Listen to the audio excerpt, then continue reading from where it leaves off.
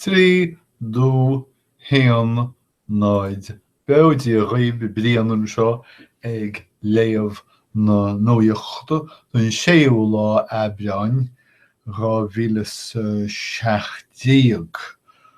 Mór nuacht an léinneamh well baineann sé le búmáil ceimiceach, ionsaí ceimiceach is dócha sa tíre in Idlib. Máraíonn na scórtha daoine le ceimicí agus táthar ag chuir tús leis na sochraidí inis, scéalan trúbhéalach go deo. Tá uafás an uachtarán Donald Trump, well ní réidim se go bhfuil, ach deir sesin go bhfuil. Dar leis an uachtarán Trump tá a dhearca a heasamh daobh Bashar al-Assad athraithe ach mátá níl sé ag tuairt mewn sonraí nó mewnolalas nó sanphaintí cén fáil nó conas atá a dhearca athraithe. Ag fánacht sa teach bán, tá Steve Bannon amach sé Steve Bannon an ceannarceach radacach seo a chuidiú an gcoiste slándáil náisiúnta éanaí tel go leor. Tá sé bhaint amach anois sa gcoiste seo, bhriste as agus táthar is chosúil i dtí na neamhshíimde ar a laghad is éidir a rá go bhfuil sé as an áireamh nó as a gúntas. Tá athrú fórne ar siúl sa teach bán a rís. Agus bhuail de chuistí áirithe an mugad faoi chlé agus faoi dheis agus amach agus isteach. Go dtí seo ní rá comhair leor ar bith eile ag taobh siú níos mó i samhlaíocht do phobal ná Stephen Bannon ír chathaoirleach Breitbart News an fearr míchhlachtúir gibbeach chuireann síos ar féin mar frithbhunaíoch go nimhneach agus ceannarceach a bhfuil sé rinsinn ige an stát riaracháin a scriosadh. Níl rud amháin á scriosadh faoi láthair agus sin é Steve Bannon é féin is chosúil. Bhí idéolaí Steve Bannon a rá chlúas an uachtaráin ag ar fámhaid ach cuireadh faoi léige ré de réir mar a bhí comhair leor eile ina measc Jared Kushner agus Ivanka Trump ag chlóstan faoi agus tugadh faoi deara le déanaí go raibh an túsal Bannon as láthair go sonraíoch ag cruinnithe. Agus anois tá híoch an cáilte aige ar an gcoiste slándála. Fanimid le nuamhrach ar feadh cúpla nóiméad. Tá an túsal Trump ide an machnamh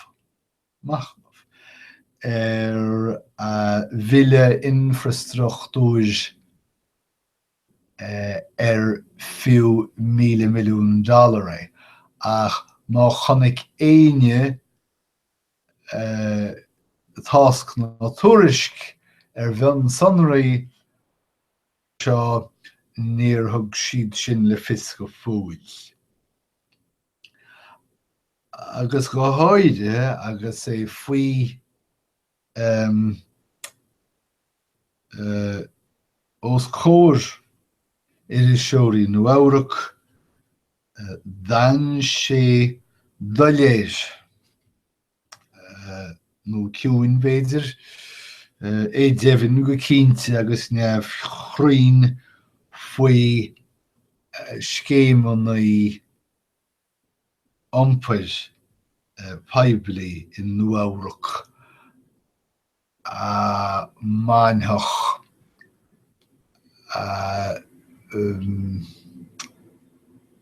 bhuiséad níl is sagam an féidir am cánáisnéis rá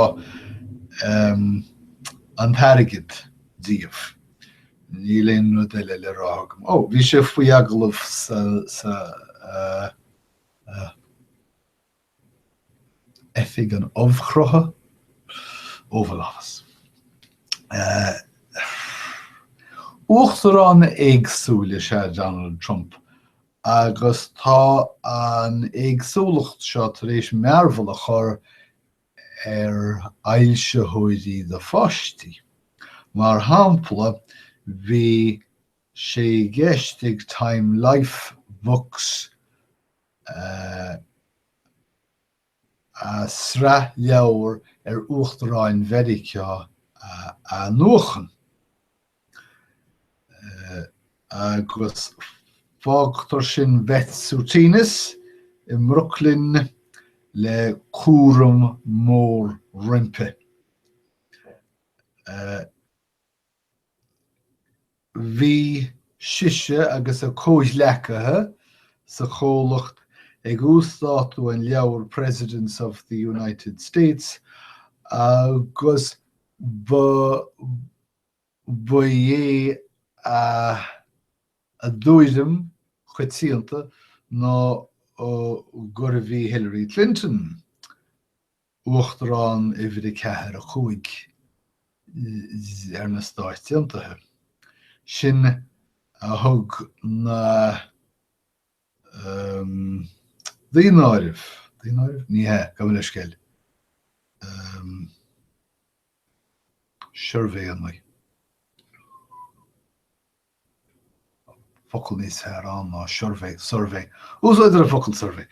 Thug le fés gur ise uachtarán nua na stáitiantathe ach níor bhabhlaí Well, racham ó thua inis go Canada. Áit nach bhfuil mór an Muslim an ach áit a bhfuil amadáin go leor is cosúil. Túr faoi deara Patrick Baudry in Stoneham Tewkesbury in Quebec. Tá sé clúdaí le tatúnaí tá féasa mhór ag a cónaí learg cric faoin tua I Quebec ach tá faitís go mbeidh marachtáil faoi dhílí Sharia. Ní tharlóidh sé ach nach deas náide bheith agat agus tá sé sin agus a cháirde éis 5,000 leantóirí a aimsú. Gan beliscil 5,000 leantóirí I Canada inai Muslimach. Nach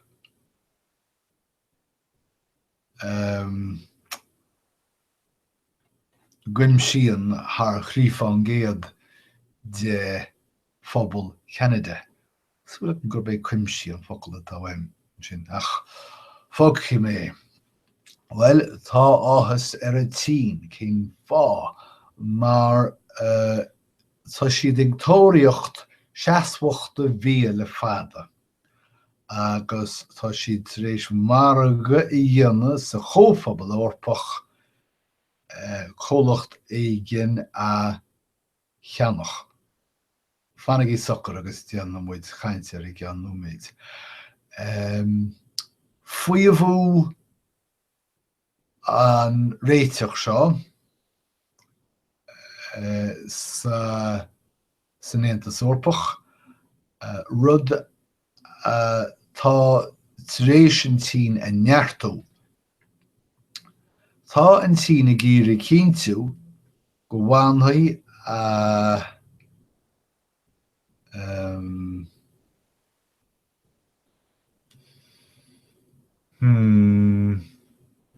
Caithim an focail seo lorca, agus is uafásach an rud é nach bhfuil sé bharr a hangam.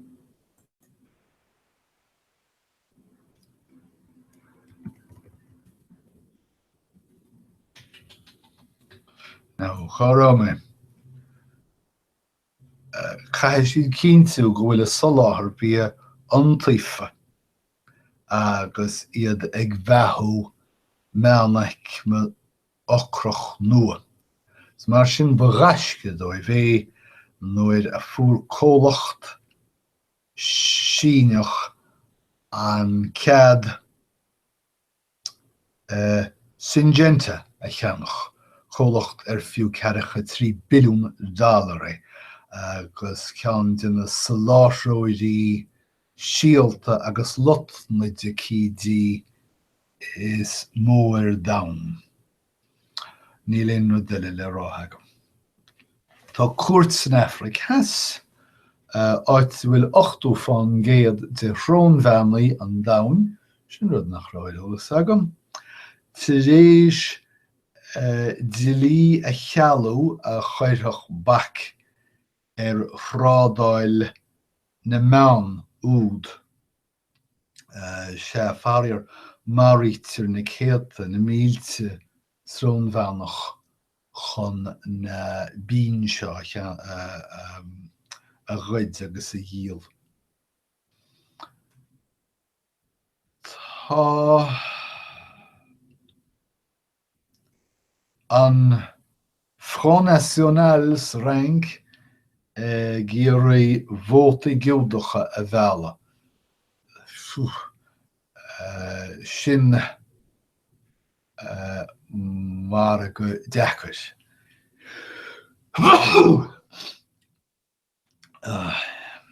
Spreaghocht.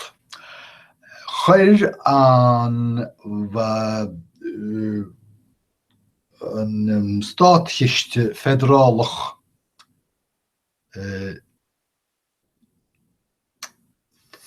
sunscadal spreaghochta siúl I ní cúlaic na míochta 2008.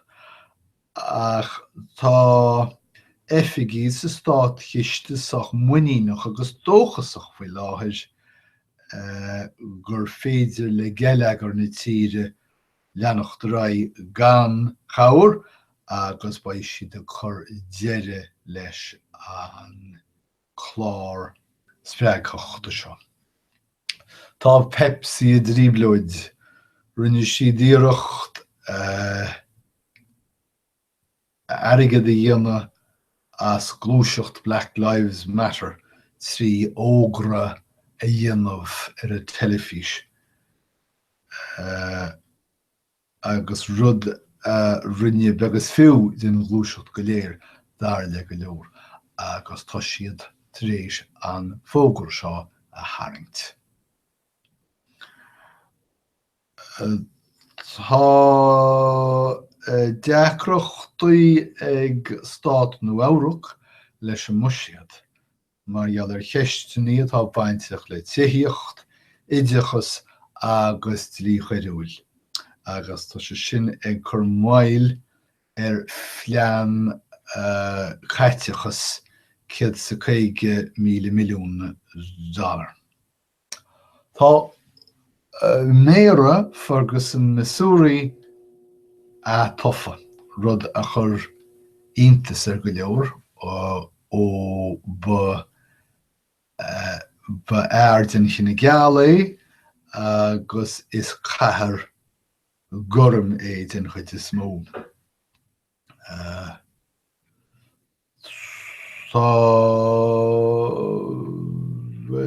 Rúchar sin é focailtáid.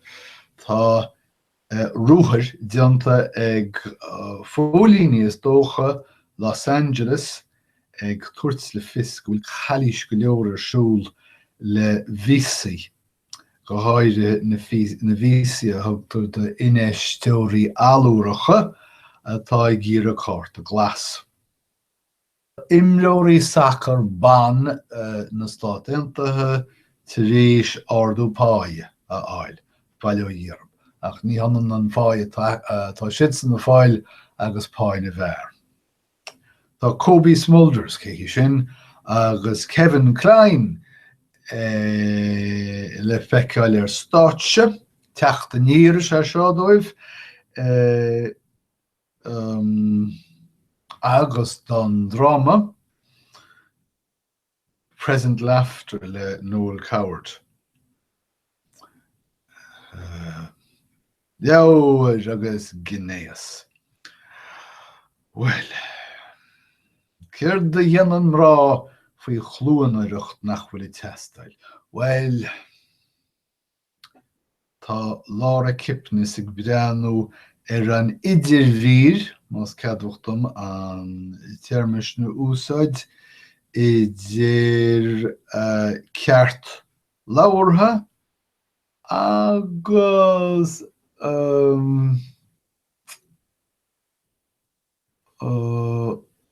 cead é teirme táha.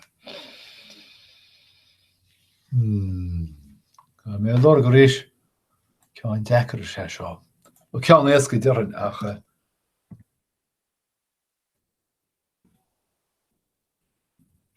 nee. Coréis.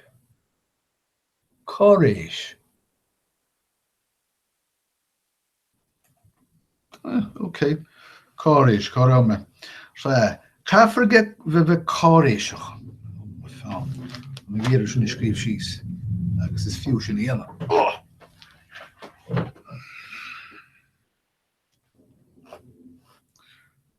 Coréis. Ach, tá thuide mí féin agam leis sin agus ní roiní me dibh iad. Fashion. Well, tá féchaint sanúil ag teacht chun cín do na dehannaí. Tá mis rá na dehannaí faoin tréimhsí déimlí anna seo. Muincilí fada tá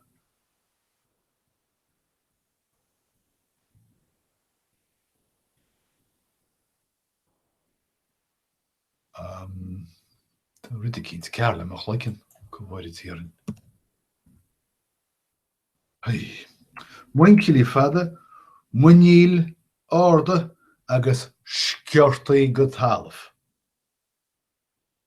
Well, cóchárdas le Jenna Lyons, bhí si ina duine anaithniid ar an deartha J. Crew. Gudí go toban go ma phobail an cholachta. Ach, tá sé tuairteáí ar áit eile. So sin na scéalta nuaíochta. Ach, má tá grúig ada ag do bhadra, is madra ceabacha. Má tá cúpla scamol sa spéir, de tá láir trí spéir jobach. Má tá na dochtúirí ag gíre thu chuineáil amach ó ghaoine eile chuann siad isteach in ospidéal leithliise thu. Ach, má tá na Stáit Untaithe ag gíre fannacht amach ó shrádáil le tíre eile tá siad ag chur policy leithlichais.